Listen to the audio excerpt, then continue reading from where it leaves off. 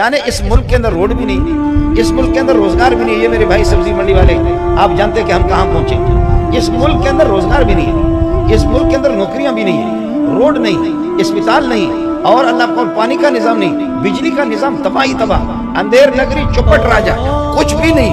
कभी हको कभी बखो, 5 साल हको आ जाएंगे, फिर हको कहेंगे बखू बड़े बेगैरत थे, उन्होंने 5 साल मुल्क को लूटा। आप हको बखू समझते ना, हको बखू और तीसरा ठखू, हको बखू ठखू। तो हको की 5 साल की जब हुकूमत रहेगी, वो कहेंगे बहुत बेगैरत है, ये बहुत चोर है, डकैत है, जलील है, जिन्होंने मुल्क को लूटा है। 5 साल वो औरतों की तरह जो गलत औरतें होती है, एक दूसरे को गाली देते हैं, ये इस तरीका पर उनकी पोस्टमार्टम करेंगे हकू बखू की। फिर हकू चला जाएगा, 5 साल के बाद खुदा उसको मुर्दार करेगा, फिर वापस बखू आ जाएगा। फिर बखू जब आ जाएगा तो बखू आकर